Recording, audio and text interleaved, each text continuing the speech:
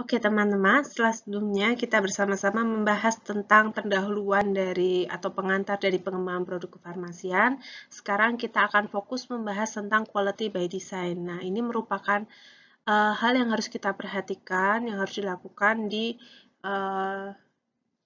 pengembangan produk farmasi ya. Ini ada di ICHQ8 tentang Pharmaceutical Development. Di situ dinyatakan bahwa quality by design merupakan pendekatan sistematik ya untuk mengembangkan suatu produk yang diawali dengan mendefinisikan atau menentukan sifat atau karakteristik dari suatu produk dan juga pemahaman mengenai proses yang dilakukan serta kontrol proses berdasarkan dari ilmu pengetahuan yang ada dan juga berdasarkan dari manajemen risiko kualitas di industri farmasi tersebut. Nah, quality by design itu dilakukan dengan beberapa paradigma ya. Yang pertama adalah paradigma dari sainsnya atau dari ilmu pengetahuannya. Kalau dulu pengembangan produk itu hanya berfokus pada sainsnya saja atau kadang hanya berdasarkan cost effectiveness saja atau kadang hanya berdasarkan permintaan pasar saja. Namun sekarang jika kita berbicara tentang quality by design itu kita harus menggabungkan semua paradigma yang ada mulai dari sisi sainsnya, kemudian dari sisi resiko yang mungkin terjadi, lalu pendekatan efektivitas dari biaya, lalu ada juga dari pasien sendiri yang pada akhirnya nanti intinya adalah untuk menjamin keamanan dari produk tersebut supaya aman digunakan ke pasien dan juga berkualitas. Jadi intinya aman dan juga berkualitas ya. Berkualitas di sini tentu mulai dari tahap pengembangan sampai ke tahap manufacturing atau pembuatannya.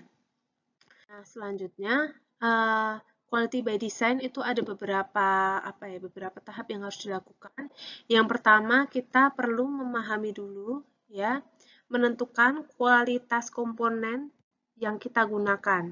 Nah, ini hal pertama yang harus dilakukan. Kita tentukan dulu kualitas komponen awalnya apa. Misalnya, saya ingin membuat kapsul clindamycin. Saya membuat kapsul clindamycin, maka setiap kualitas dari clindamycinnya harus saya tetapkan dulu seperti apa yang saya inginkan. Tentu kalau akan dibuat di Indonesia minimal harus memenuhi persyaratan di Farmakope ya. Kemudian bahan-bahan tambahannya, cangkang kapsulnya itu seperti apa.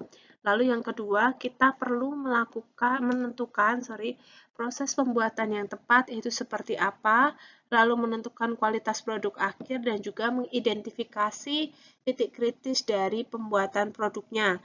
Nah, ini identifikasi titik kritis ini sangat penting untuk dilakukan karena nanti ini akan berguna pada saat melakukan risk assessment, tentunya di tahap yang identifikasi resiko ya.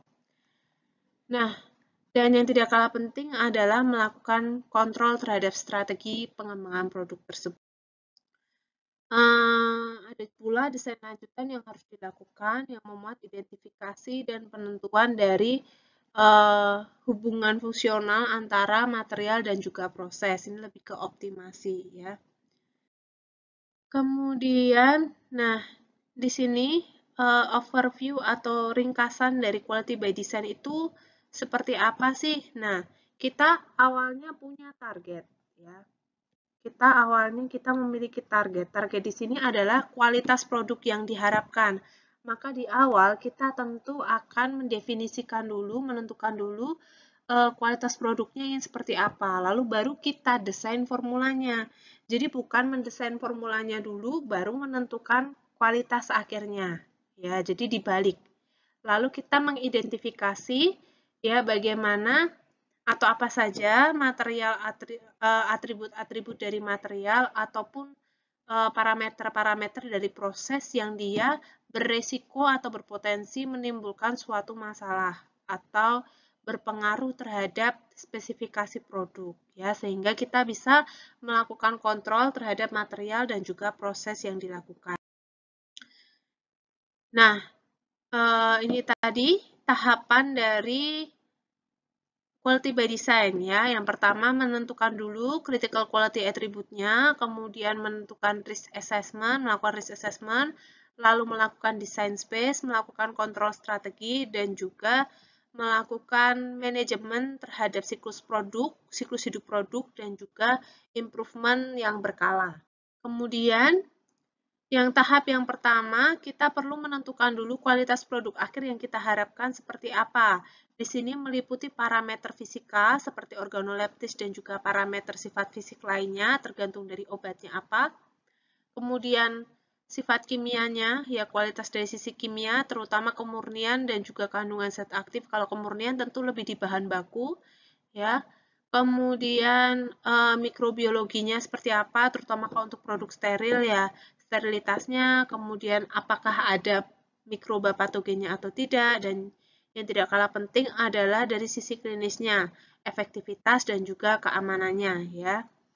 Setelah kita melakukan atau menentukan ya kualitas awalnya, nah kita perlu menetapkan spesifikasi dari produk itu sendiri. Biasanya ini lebih ke mutu produknya, ya kualitas produknya.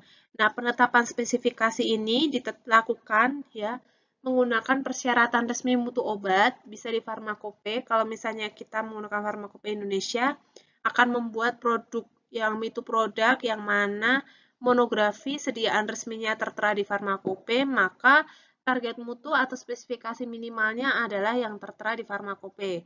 Lebih keras, lebih ketat, atau lebih baik tentu diperbolehkan, namun minimal tetap harus memenuhi standar dari Farmakope. Kemudian bisa juga dilakukan persyaratan lain yang relevan untuk setiap sediaan. Dan juga karakteristik dari kompetitor atau inovator. Misalnya, kita ingin membuat B2 produk, ya kita harus membandingkan juga kualitas kita dengan inovator ataupun kompetitor lainnya. Nah, selanjutnya di sini contohnya, ya ini adalah contoh QTPP, yaitu Quality Target Product Profile. Di sini terutama dipaparkan dari segi keamanan dan juga efikasinya. Ya, ini hanya contoh bagaimana QTPP untuk suatu produk, ya. Nah, selanjutnya tadi kita langsung melakukan risk assessment. Risk assessment di sini ya merupakan bagian dari risk management. Intinya kan tadi ada 3 tahap ya dalam risk assessment, yaitu mengidentifikasi parameter-parameter kritis pada bahan atau proses. Nah, risk assessment di sini mencakup 2 poin utama. Yang pertama adalah critical material attribute dan yang kedua adalah critical process parameter. Kalau critical material attribute itu lebih ke sifat fisika, kimia, biologi, dan juga mikrobiologi dari suatu bisa bahan baku atau suatu produk yang dia nantinya bisa mempengaruhi kualitas dari produk kita. Ya, misalnya saya membuat suatu tablet. Nah, di sini kan tentu kita akan menggunakan bahan-bahan seperti contohnya bahan pengisi, bahan pelicin, dan lain-lainnya. Nah, itu masing-masing kita tetapkan dulu bagaimana parameter-parameternya, karakteristiknya, ya sehingga nanti kita bisa memperoleh produk sesuai dengan kualitas yang kita harapkan. Selanjutnya adalah critical process parameter. Nah, ini kita perlu melihat kembali tahap-tahap apa, proses apa saja di dalam suatu pembuatan obat yang nanti bisa berpengaruh pada kualitas akhirnya. Nah, risk assessment ini bisa dilakukan menggunakan diagram Ishikawa kalau teman-teman pernah tahu untuk membantu proses risk assessment-nya. Nah, ini adalah contoh proses pemilihan suatu obat berdasarkan pemilihan prosesnya ya berdasarkan sifat fisika kimia dari suatu obat. Contohnya, kalau suatu obat memiliki higroskopisitas yang tinggi, tentu kita akan memilih direct compression dibandingkan yang wet granulation ya. Contohnya ini di sini ya, higroskopis ya, sangat higroskopis. Tentu yang lebih preferable adalah yang direct compression ya.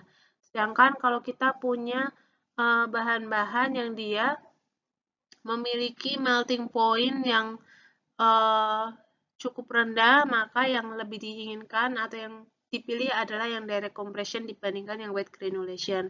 Nah, tentu ini dilakukan berdasarkan pertimbangan-pertimbangan dalam studi preformulasi yang telah dilakukan. Nah, ini contoh diagram Ishikawa, terutama untuk critical process parameternya, CPP ya. Tadi ingat ya, ada CMA dan juga CPP. Kalau slide sebelumnya itu tentang CMA, contoh CMA. Nah, ini adalah contoh yang CPP. Nah, CPP di sini bisa kita identifikasi dari beberapa proses yang terlibat dalam pembuatan sediaan tablet. Contohnya, di sini kan ada beberapa faktor ya, mulai dari faktor tahap pengeringan, kemudian tahap granulasi, tahap compressing. Nah, masing-masing punya faktor-faktor yang mungkin berpengaruh. Nah, ini perlu diperhatikan mana yang nanti bisa mempengaruhi langsung ke produknya, mana yang tidak ya. Ini dipetakan dalam risk assessment. Nah, ini contoh gabungan dari risk assessment yang telah dilakukan.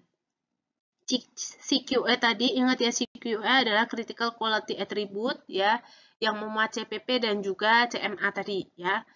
Nah, di sini contoh terkait dengan pembuatan suatu drug substance, ini zat aktifnya bikin sendiri kemudian dibuat dalam suatu produk.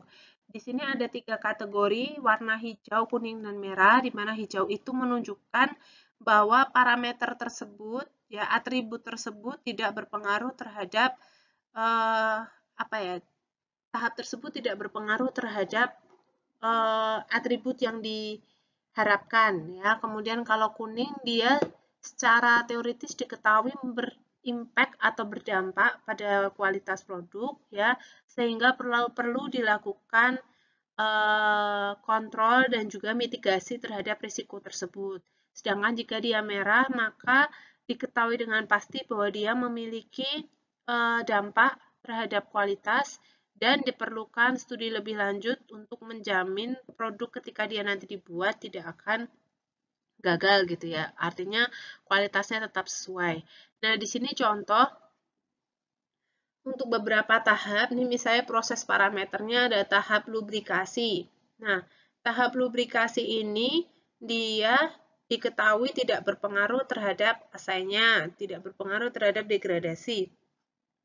Namun dia berpengaruh terhadap distribusi dari produknya, sehingga perlu dilakukan penelitian lebih lanjut atau studi lebih lanjut bagaimana efek lubrikasi ini terhadap disolusinya. Kalau teman-teman yang skripsinya tentang formulasi, mungkin ingat tentang melakukan optimasi. Dan ini perlu dilakukan studi optimasi yang lebih lanjut supaya menjamin bahwa proses lubrikasi yang dilakukan itu bisa menghasilkan produk dengan kualitas yang optimal. Selanjutnya, nah, ini contoh risk assessment ya terkait dengan purity ya, atau kemurnian. Nah, ini sebenarnya mirip-mirip ya, ada 3 kategori dan ini bisa dilakukan bersamaan dengan tahap risk assessment yang di awal tadi, yang sebelumnya. Ini lebih ke menilai seberapa, terutama di sini lebih ke menilai seberapa besar juga impact-nya terhadap kualitas produknya. Selanjutnya adalah design space, bagian yang tidak kalah penting dalam suatu quality by design. Nah, design space ini ya merupakan kombinasi multidimensional dan interaksi antara material dan juga parameter proses, yang mana ini nanti bisa berdampak pada kualitas dari produk yang akan kita buat. Nah, proses produksi yang dilakukan itu harus dilakukan dalam area design space, sehingga bisa dijamin menghasilkan kualitas produk yang sesuai. Nah, design space ini sangat penting dalam pengajuan registrasi untuk mendapatkan nomor izin edar. Sebenarnya, design space sendiri sudah pernah dilakukan, terutama untuk teman-teman yang memang kemarin misalnya skripsinya di bidang formulasi gitu ya, kan melakukan optimasi. Nah, optimasi itu kalian akan mendapatkan range, misalnya range komposisi yang optimal untuk bahan satu dan bahan yang kedua, sehingga diperoleh daerah optimum. Nah, misalnya di sini ada 2 parameter kualitas, yaitu disolusi dan friability. Ya, disolusi dan friability, kemudian di sini ada 2 parameter, misalnya dua parameter yang memang berpengaruh ke disolusi, misalnya tadi adalah proses lubrikasi dan juga misalnya proses apalagi tadi, misalnya proses pengempaannya ya. Nah, kemudian dengan optimasi misalnya pakai simplex lattice design boleh, mau pakai desain faktorial boleh, sehingga kalian akan mendapatkan area optimal. Nah, di sini diperoleh misalnya dari sisi disolusinya yang memenuhi parameter, yang memenuhi syarat adalah dengan range sekian sampai sekian, dan untuk parameter yang kedua sekian sampai sekian. Sehingga di area yang putih ini diketahui disolusinya sesuai. Kemudian untuk yang variability sama yang area putih itu yang sesuai. Ketika dua diagram ini digabungkan, maka kita akan mendapatkan area optimumnya ada di sini. Tadi ketika dia hanya sebagai kita mengamati dari sisi disolusi saja, kan yang acceptable yang di sini. Ini masuk acceptable. Kalau variability saja ini masuk acceptable. Tapi ketika kita gabungkan antara dua atribut atau dua parameter itu, kita akan mendapatkan area yang lebih sempit, maka kita perlu memproduksi obat ya dengan desain seperti ini. Parameter 1 dan parameter 2-nya harus yang memperoleh hasil di sini. Contohnya, misalnya parameter 1-nya 50, parameter 2-nya 1. Nah, akan memenuhi ya. Jadi dihapus biar. Jadi ini 1 ditarik, 50 ditarik. Jadi kalau kita ambil 50 dan 1 di parameter 1 dan parameter 2, maka ketemu di sini. Tapi kalau saya pilihnya cuma di parameter 1-nya 50, tapi ininya di 0,2, di 0,2, ya maka hanya akan di sini. Memang dari segi disolusinya dia terpenuhi, tapi dari segi variability-nya dia tidak terpenuhi. Maka kita pilih yang di sini. Nah, bisa jadi parameternya itu tidak hanya 1 atau tidak hanya 2, bisa juga 3, 4, atau lebih. Nah, ini tergantung pada hasil risk assessment tadi. Ya, apa saja faktor yang bisa berpotensi menghasilkan atau faktor-faktor yang bisa berpotensi mempengaruhi kualitas dari produknya. Kemudian kontrol strategi ini juga penting ya. Kita perlu memahami dengan baik desain space kita supaya kita tahu bahasa Jawanya di kiak-kio gitu apa ya. Ketika kita melakukan produksi di industri gitu ya di tahap produksi itu kita bisa menggeser-geser sedikit ya, sedikit parameter-parameter yang penting tetap di dalam desain space-nya, di dalam range optimalnya. Kemudian untuk continual improvement ini tentu untuk meningkatkan ya kualitas dari produknya secara berkala ya. Di sini sangat penting untuk memiliki fleksibilitas yang tinggi dalam desain space ya. Kemudian nah, mungkin itu dulu yang bisa disampaikan tentang desain space ya. Untuk informasi lebih lanjut, misalnya teman-teman ingin diskusi, bisa kita diskusikan pada pertemuan selanjutnya. Oke, terima kasih.